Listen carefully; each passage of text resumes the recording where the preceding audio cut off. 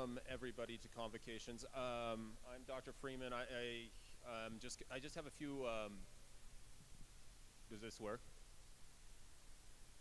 Yeah. Just a few comments, reminders for those who are enrolled in the class. For visitors, welcome. Always, everybody's welcome to attend. For those who are enrolled in the class, just a couple of reminders. First one. Throughout the semester, at some point you want to meet with me. The best way to do that would be send an email or Canvas message requesting a time, and we can set up a schedule. We can set up a time to meet. The best days to do that are probably Tuesdays or Thursdays. Second thing is your assignment for today. Right after each of the speakers, remember you're going to just fill out a very short survey. And that is on Canvas. So after our presentation today, you'll have a few days to fill that out. But just make sure that that's on your to-do list. Also, for the attendance, you'll be by signing in here, by scanning your card or having the TAs fill that out for you. You don't have to submit anything. If it says you have to submit something. You can let me know, and I'll try to change that via Canvas. Okay, and then kind of last reminder is, actually one more. The cultural events, the calendar is not up quite yet, but if you have a cultural event that's coming up, feel free to email me and see if that's going to work for your requirement. And then if you are enrolled in the Convocations Plus section, if you could come and talk to me just after the presentation for just 2 or 3 minutes, that would be great. Okay, so I think we're good to start the live stream now.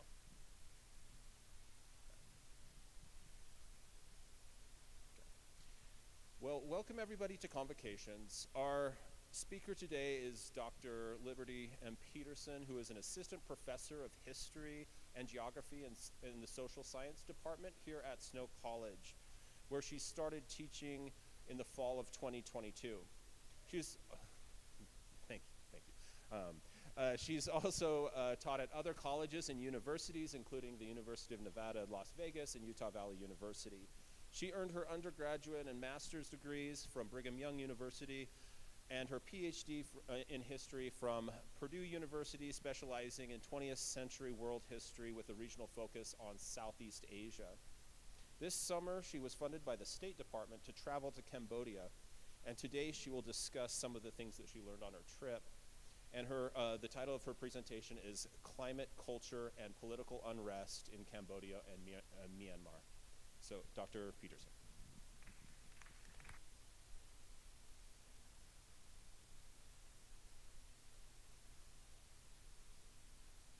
Can you hear me okay with the mic? Yeah, it sounds like it. Okay. Yes, thank you for that introduction. That's weird, I guess. Okay, yes, so I am Dr. Peterson, and I went to Cambodia this summer with the Council of American Overseas Research Centers, or CAORC, that is a program through the State Department. And I've been joking with my colleagues that the State Department loves me. In 2012, they sent me to Indonesia. This summer, they sent me to Cambodia.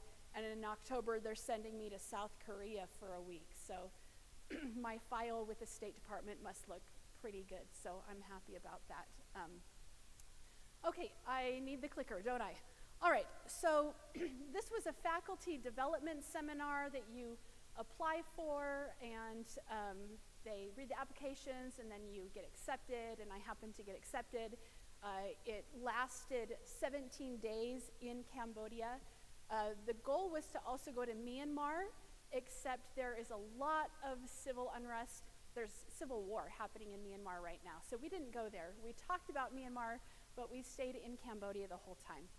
Okay, so the two themes were civil society and climate change. So I'm trying to give you guys a presentation that is a little bit more friendly to a Snow College audience rather than getting as technical as we got in the seminar.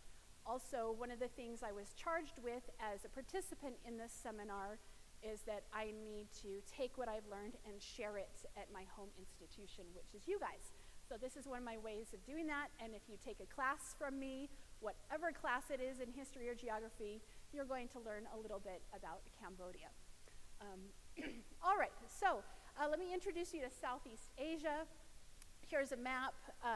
Does this have a little laser thing on it? Well, we won't worry about it. Okay, China's the gray part. You guys can find China on a map. Go down below that, and the countries of Philippines, Indonesia. Indonesia is my primary area of research. I spent a lot of time there. Malaysia.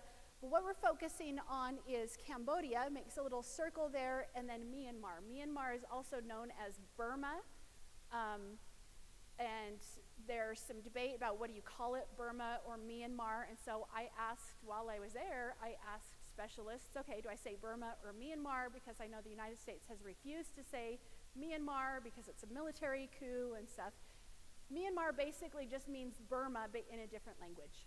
Okay, so whatever you're saying Burma, you're talking about the Burmese people, you're just saying it in one language or another. Okay, so I was in Cambodia, but we talked about both of those countries in Southeast Asia, fairly similar histories. So one of the things that I try to do as a professor of world geography in particular, and just here at Snow College, is support students going abroad. So this was with the Council of American Overseas Research Scholars, which I mentioned is with the Department of State. It was geared for community college faculty. You apply, you get accepted. They paid for everything. I have done quite a few study abroad opportunities and research abroad opportunities in my life. I've never had to pay. Okay, so when I tell my students, go study abroad, they say, I don't have any money. I say, I didn't grow up with money either. Still don't have a lot of money. I'm Snow College faculty. There are so many opportunities where they pay you to go do all of this. So just put that in the back of your minds. I'm wanting people to go overseas, but there are a lot of opportunities where you don't have to pay anything, or maybe you just pay a very small amount. We went to 3 different cities in Cambodia, Phnom Penh, Battambang, and Siem Reap, and then we had people from Myanmar who zoomed in for a lot of what we were doing. A lot of them had to remain anonymous because of the situation there, but that's kind of the tie with Myanmar. Cambodia, I want to talk a little bit about Cambodia itself and its history. It is a constitutional monarchy in Southeast Asia. They are run by a king, but they do have parliament as well. Early Cambodian history. We have 2 very strong influences that came into Cambodia. One was from China, up to the north, coming down and bringing Chinese culture, people of Chinese ethnicity, and then Javanese. Those are people from modern-day Indonesia, island of Java, large kingdom, and so getting influences both from north, from China, and then also coming from more of these island cultures in Indonesia. So that has created a culture where when I was there, so much of it reminded me of Indonesia. Because I could see the strong cultural influence, but then they had, some things that were different. The golden age of Cambodia was called the Khmer Empire. So Khmer, they actually pronounce it there Khmer. So when you see that, they say Khmer. I'm going to say Khmer just because that's what we're used to saying in the United States. And that's just, it means Cambodian. Like I would say, that person speaks Cambodian. They would say, well, that person speaks Khmer. They're interchangeable. Khmer, Cambodian, I'll just say Khmer. So we get 2 strong influences in terms of religion in Cambodia. One is Hinduism coming from the Javanese migrations. So at first, Cambodia was very strongly Hindu, okay, in terms of religion. And then Buddhism came in. And so this temple right here is the famous Angkor Wat. I had wanted to go there for decades. That has been one of my dreams, was to go to Angkor Wat. And that was the main reason why I applied to go to Cambodia instead of anywhere else, because I said, I've been to a lot of Southeast Asia, but I haven't been to Cambodia, and I want to see Angkor Wat. So it was built as a Hindu temple, but then as Buddhism spread, all these Hindu temples and Hindu statues were just turned into Buddhist temples and Buddhist statues. I thought it was interesting. They showed us a lot of different statues where in Hinduism, typically they depict the gods with multiple arms, 6 or 8 arms. But then they said, well, we'll just put a different something on its head and we'll call it Buddha now, right? So just taking, here's what was Hindu, just change a little bit, put a robe on it, and we'll now call it Buddha instead of it being Krishna or something from Hinduism. So that's the early influences. Then we get to the colonial period. Southeast Asia was heavily colonized by European powers during the colonial period into the 19th century in particular. The only country that was not colonized was Thailand, modern-day Thailand, formerly known as Siam. Burma, Myanmar, was colonized by the British. Cambodia was part of French Indochina and colonized by the French.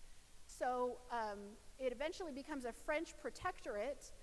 Before that, there were influences from Thailand or Siam and the Vietnamese. Cambodia, because of its location here in the middle, has been fought over. People have used it as this battleground. The Vietnamese kingdoms coming in, the Thai kingdoms coming in, or Siamese, what they were at the time, and as I mentioned before, both Chinese and Javanese coming in. So Cambodia has really suffered because of that. The Khmer Empire, that was the golden age, that was the time when Cambodia was strong and seemed to conquer, but that didn't last, of course, and then different kingdoms and different empires started to take over. So it became a French protectorate as part of French Indochina with Laos and Vietnam, and that lasted until 1953. Essentially, World War II changed all of the colonies in Southeast Asia. Okay, what I have been most interested in has been Cambodia after World War II and the political unrest that has been there. In particular, there was a genocide, which I'll talk about. So World War II happens. Cambodia is occupied by the Japanese, as was the rest of Southeast Asia. But then it gets rid of the Japanese. The French come back. They say, no, we don't want you here, France. And then they become a kingdom again, Cambodia under Sihanouk. Sorry, I don't actually speak Cambodian. But then we get to what I have been most interested in, which was Democratic Kampuchea. And here's the flag for it, or the Khmer Republic. Has anyone here heard of the Khmer Rouge and Pol Pot? Of course, Dr. Freeman has. Oh, of course, any professor here has heard of the Khmer Rouge and Pol Pot. We've got some other people. That's one of the things that I've been really interested in studying because I have an interest in just all the horrible things that have happened in the world in the 20th century. So I'd like to spend a little time talking about the Khmer Rouge.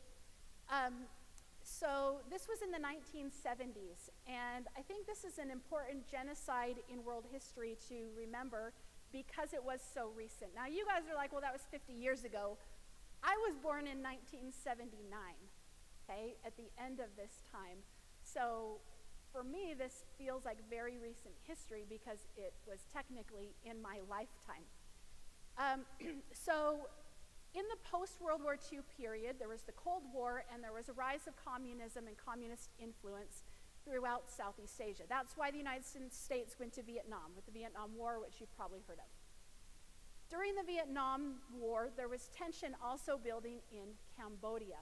China had become communist, and the strong Chinese influence coming down to Cambodia built a communist movement in Cambodia that was uniquely Cambodian. But the Great Leap Forward and the Cultural Revolution of China, now a man named Pol Pot, that's actually a name he created for himself. It's short for political potential. Pol Pot, this name he created for himself, he wanted to bring this Chinese influence and bring these really what were total disasters in China. I'm like, what was he thinking? He just, didn't realize how many people had died in China, but he decided to bring him to Cambodia, and it was going to be great. And this genocide is different than other genocides because it's not based on ethnicity, and I think it's very important for us in the United States to understand this genocide, because so much of it was rural population versus urban population.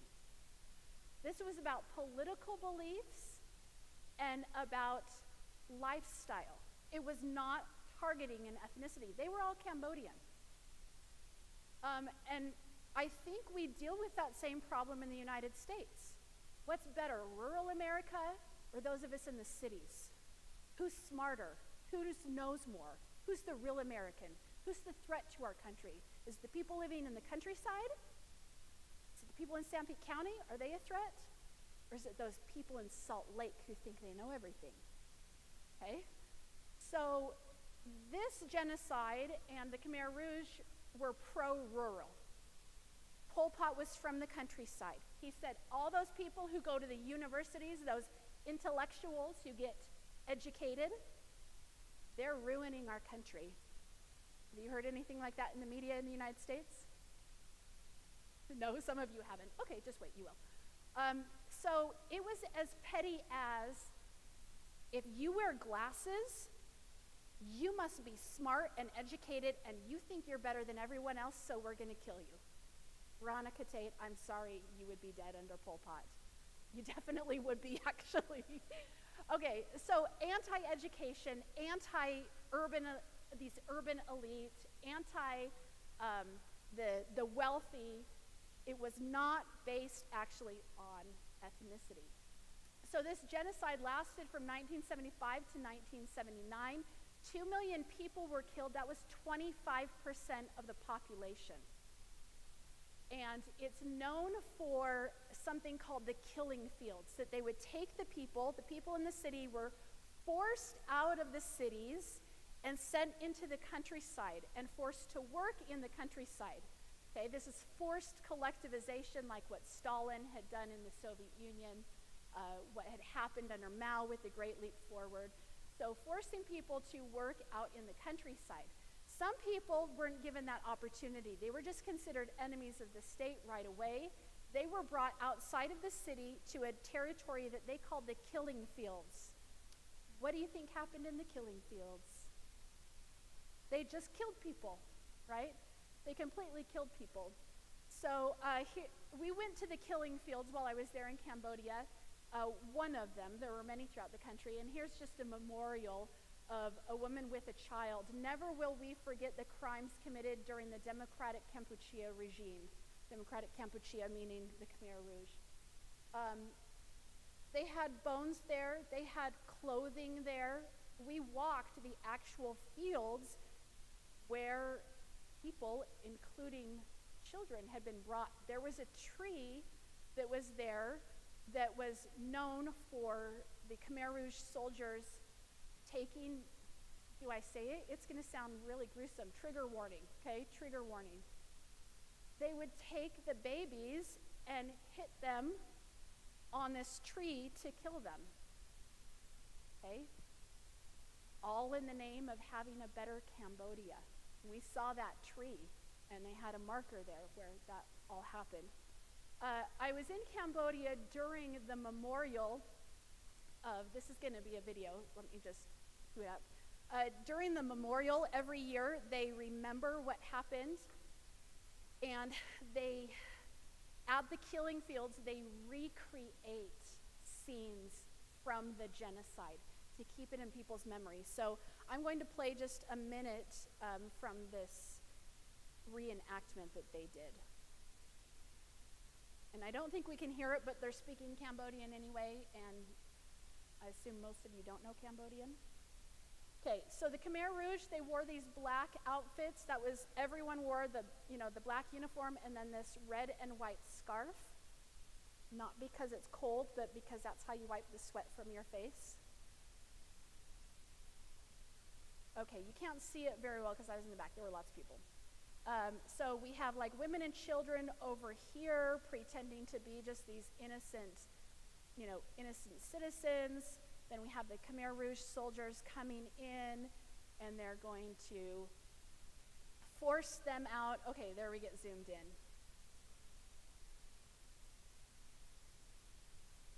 So what I think is important about this is that today in Cambodia, they strive to remember this. It's important for them, it's important to them to reenact what happened, to remember that they want this to never happen again, kind of what we talk about with the Holocaust. But as I mentioned, I think that this genocide is more applicable to us in the United States than some of the other genocides that we talk about in world history.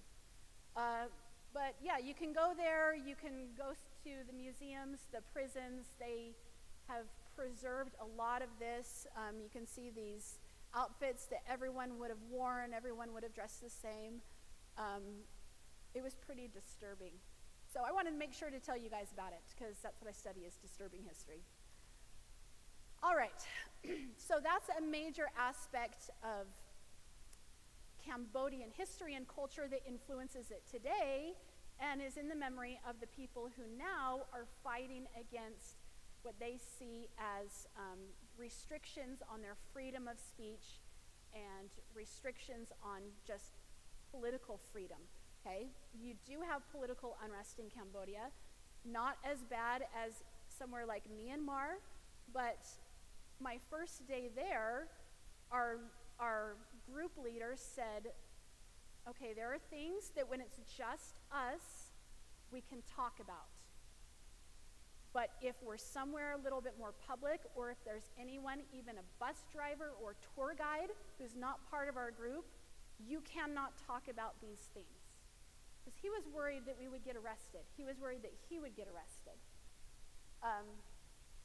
Okay, so even though it's not a country of genocide anymore, there are still a lot of restrictions on freedom of speech, freedom of movement, and what you can really talk about. But of course, we also visited the king. So want to talk a little bit about Cambodia today. As I've been doing, here are just some pictures of the palace complex where the king lives. You can see some of the architecture that is unique to Cambodia.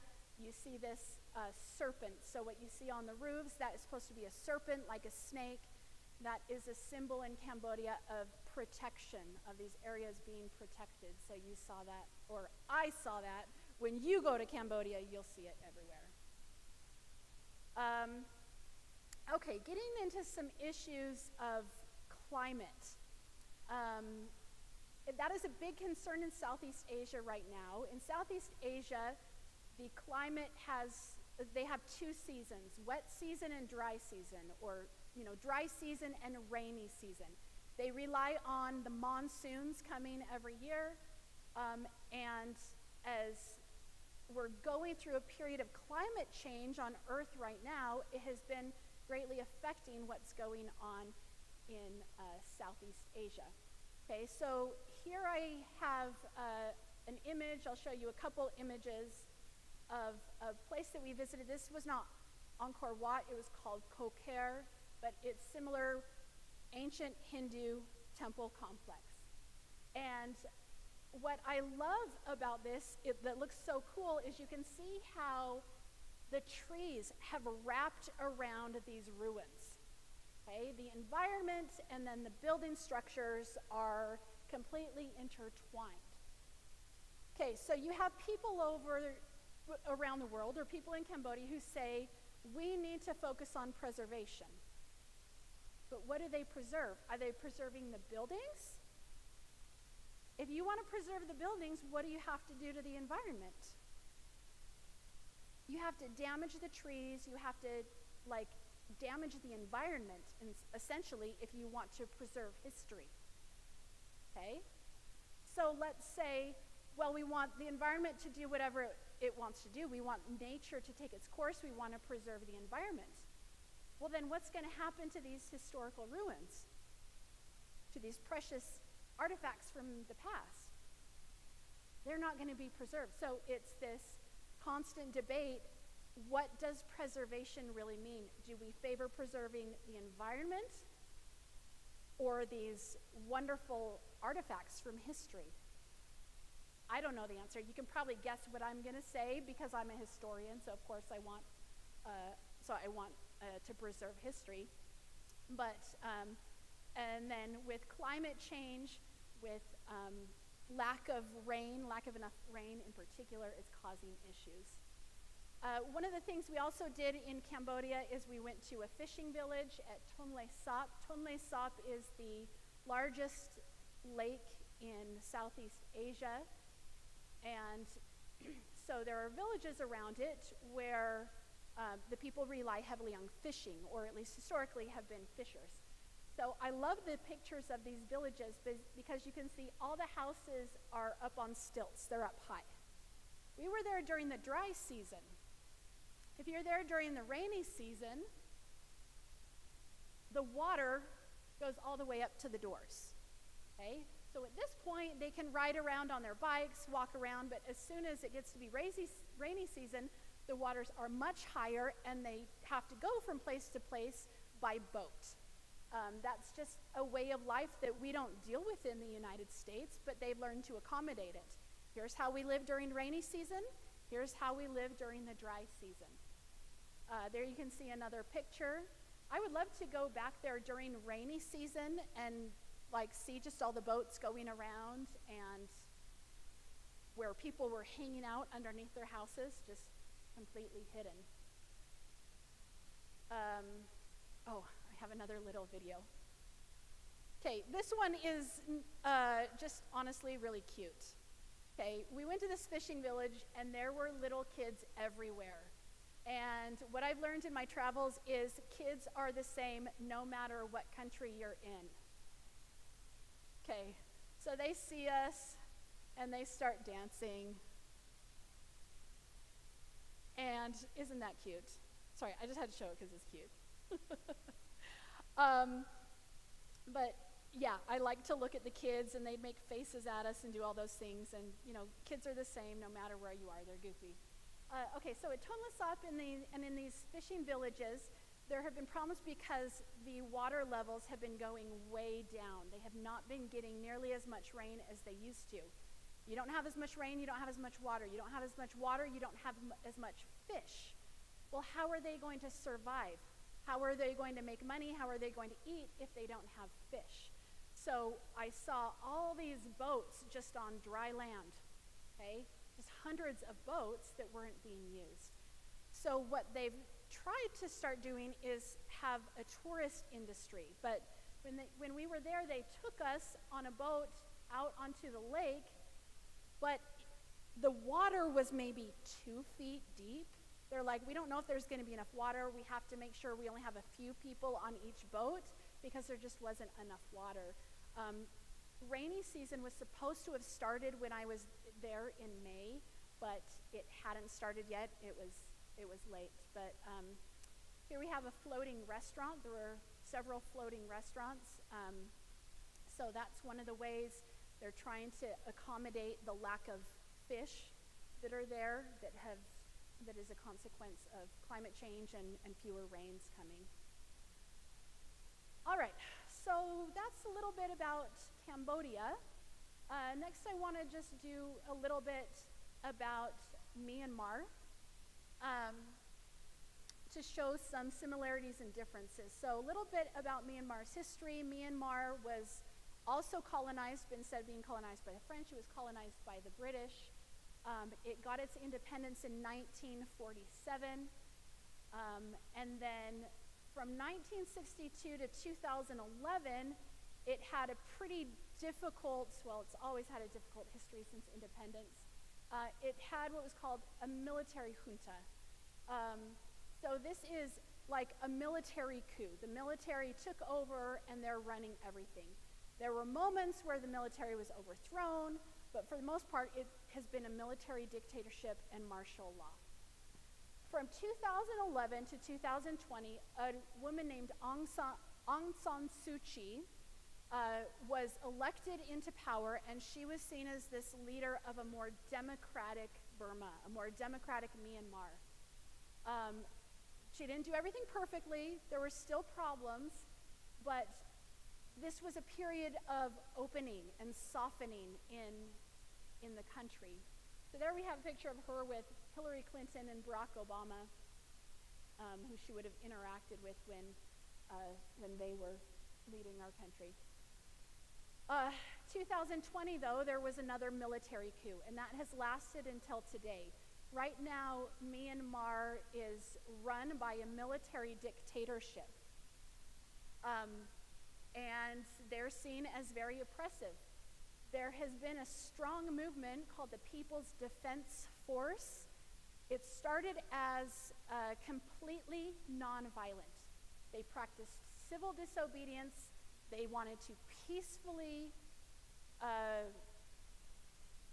stand up against the military dictatorship. But in the past year, they have turned to actually creating an army. And at this point, Myanmar is in a state of civil war. When I was there in Cambodia and we were discussing it, they said that the People's Defense Force is actually doing really well and is now occupying about 70% of the land in Myanmar. Okay, so these are people who want democracy, who want equality for all ethnic groups, who want, elections, something as simple as that. One of the big problems in Myanmar has been ethnic conflict. There are a lot of smaller indigenous groups that if you're not Burmese, then the military has treated them poorly, has actively tried to cleanse certain ethnicities. And so this People's Defense Force is trying to include all of the different ethnic groups. Okay, so they've set up radio stations, podcasts, trying to use social media in particular to reach out to these minority ethnicities to help, to encourage them to join the cause of liberation, to overthrow the military dictatorship. Military dictatorship will randomly cut off the internet, cut off all power, restrict access to resources, so causing just problems for basic living. And so in addition to people turning to the People's Defense Force, protesting, actually now joining the army and fighting, we also get a lot of people from Myanmar who are going to Thailand. Along the Thai-Burmese border, there are a lot of refugees and refugee camps. So that's one of the things that some of our NGOs and humanitarian organizations are trying to help with, is going to the border. All right, so that is just a quick overview of some of the highlights of what I experienced and what I learned about. There's my email if you want to email me, but what do you want to do now? Round of applause, questions, round of applause later? All right.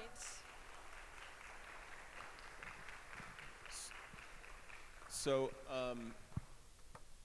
what normally we'll do, since this is the first time kind of having question answer for those in the class, we have our TAs on both sides that will have microphones, but anybody's feel free to answer, raise their hands, and normally I can. So, nobody.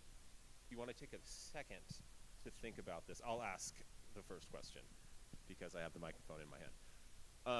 Okay, so I had some friends when I was living in France that were that left Cambodia during the Khmer Rouge killing fields and that experience.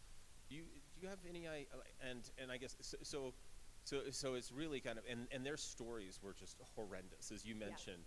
Yeah.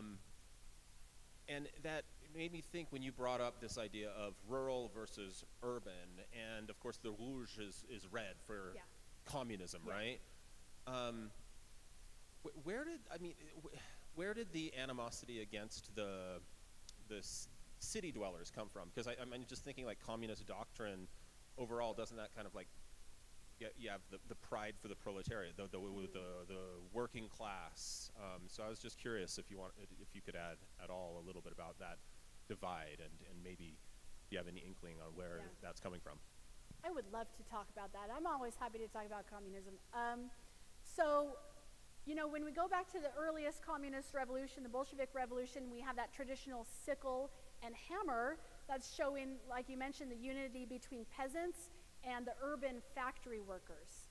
I think where we see the shift is China, because China didn't have this strong culture and society of factory workers like Russia had. Mao emphasized the peasantry and really, we can have a communist state but focus on the peasantry. And so I think it's that glorification of peasants that came down into Cambodia, because what Pol Pot was doing was very much trying to recreate what Mao had done. And after Stalin, China and the Soviet Union had a big rift. So even though they were two major communist countries, they were at odds with each other.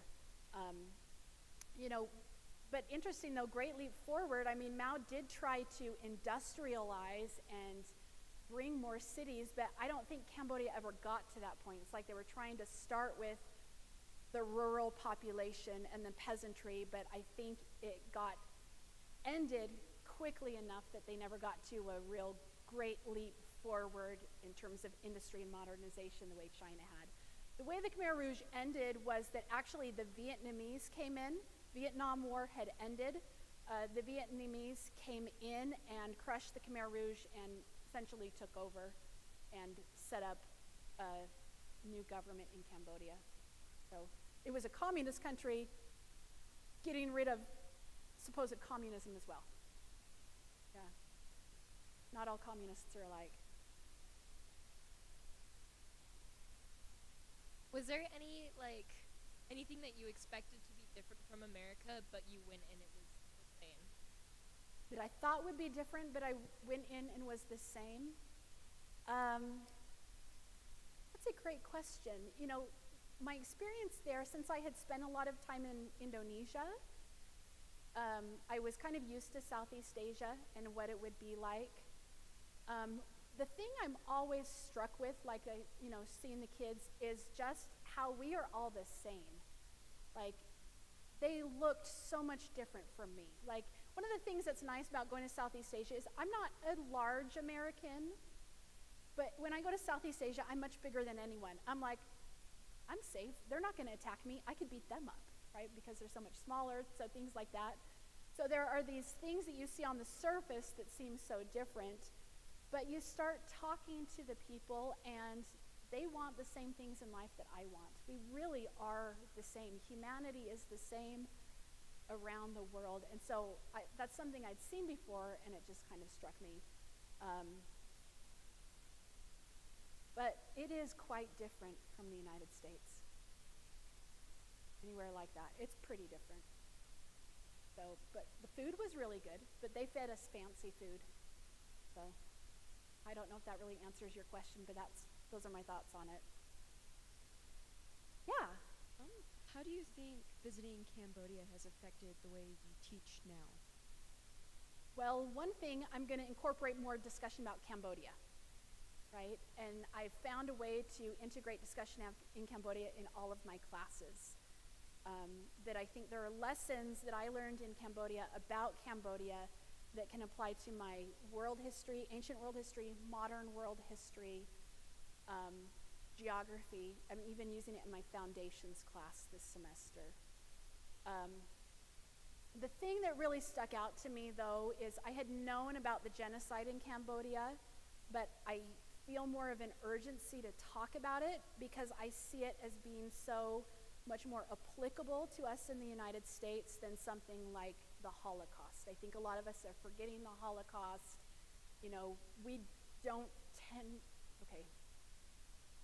yes, there's anti-Semitism, but it just doesn't seem as salient as a political genocide.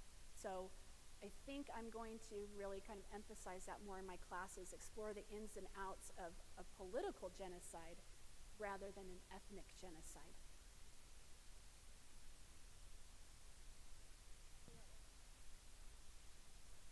So most communist governments really, really like industry and make very extensive programs to try and build up industry, like the 5-year programs, the Great Leap Forward.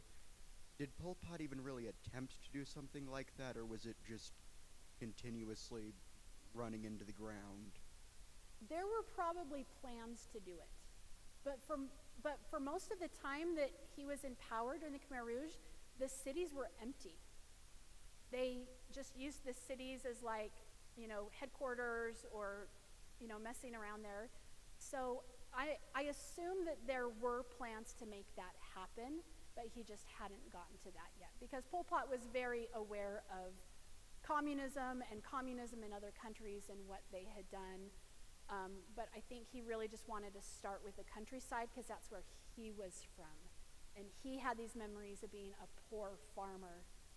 And so let's change that first. But yeah, the cities were literally left empty. Seems like a lot of wasted resources, untapped resources that they could have used.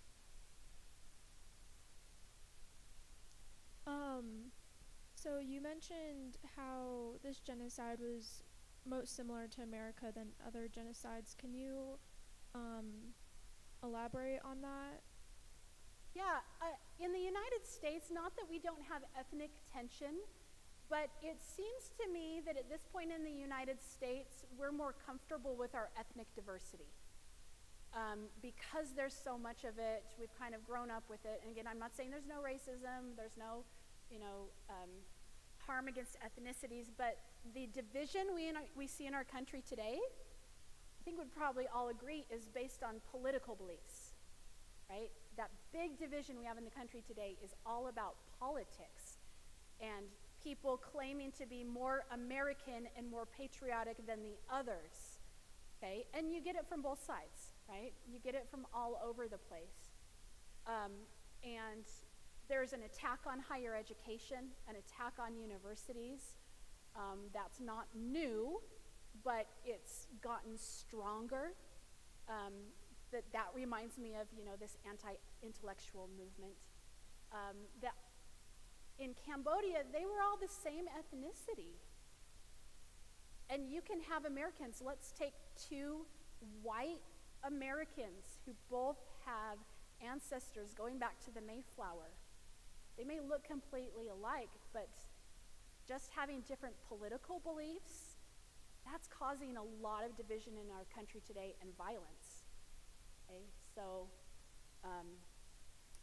I just think we're not as concerned about ethnicity in the United States as we are about different political beliefs. That seems to be what gets us riled up. That answers it.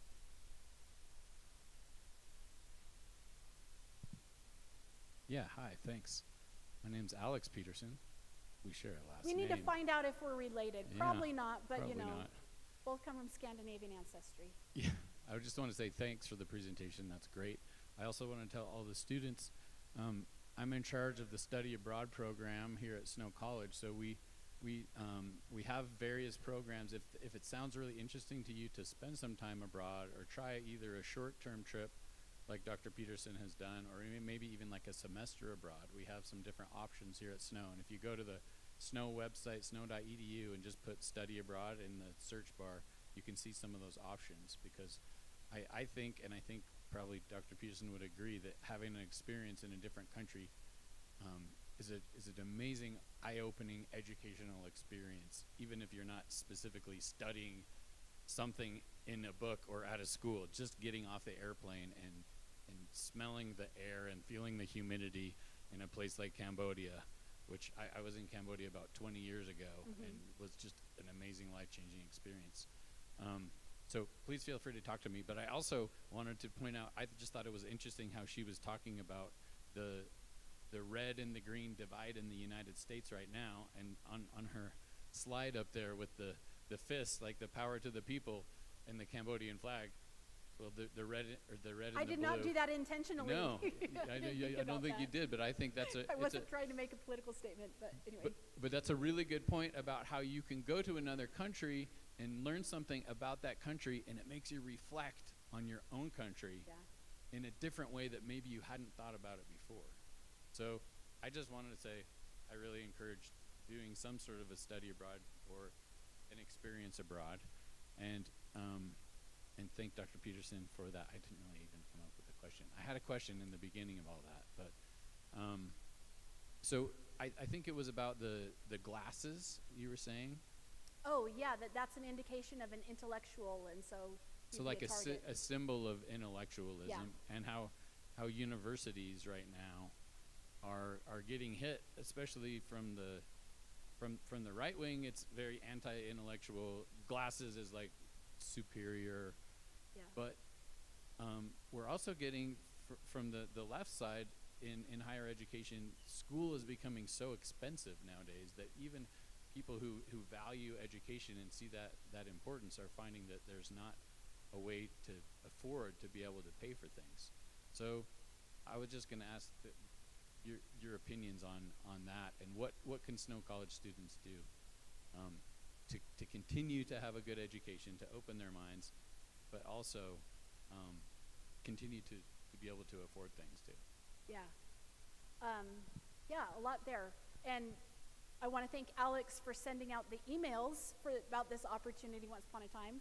I found out about it because he sent out emails, and I thought, oh, that sounds cool. So, yeah, he's helping faculty go abroad as well, so that's nice. Yeah, so I think, in history we see a lot of back and forth. And we've been kind of complaining about this amongst ourselves as faculty at Snow, because at first we had to include all this stuff about diversity. You got to make sure it says this, prove that you're diverse. Now they're saying get rid of all that. Okay, so it's like been this tug of war, and I think that happens a lot at universities, or just in society in general, going back and forth. So now we're seeing a shift, and I kind of feel like just ride the wave. It's going to change again, and that's just the way society always is. I clearly value education because I have a PhD and I'm a teacher, and both of my parents were teachers. I assume that students at Snow College value education because you're actually here, but some of you may think, is college worth it? I don't know. I have a bunch of student loan debt. What am I going to do with it? I'm not sure, but I am so grateful for my education, particularly education overseas. It all began when I was 16. I was an exchange student to the Netherlands. That was provided for me by the Rotary International Club, so they paid for it again, and I spent a year abroad. I cannot imagine my life without that experience. The trajectory that put me on has been one of, so I did that, I spent time in Germany, I spent time living in England, I spent all this time in Indonesia, I spent time traveling Asia, now doing these opportunities, it has opened so many doors for me to have this particular type of education. So that's the type of education I chose, was really a very internationally focused education, and it's given me options. I love having options. Without an education, you don't have options.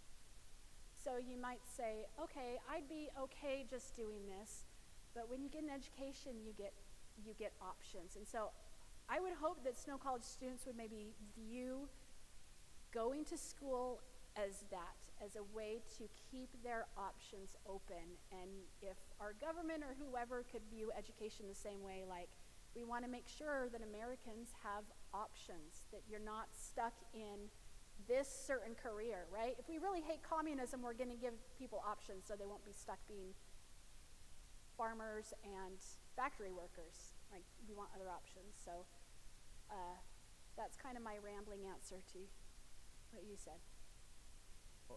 We're just about out of time, so let's give another round of applause for Dr. Peterson. Thank you. And I'm sure she'd be happy to chat a little bit afterwards, but it is 1:20, so those who have other classes, feel free to go. If you do have Convocation Plus, just come and we'll talk for just 2 seconds here. Thanks again.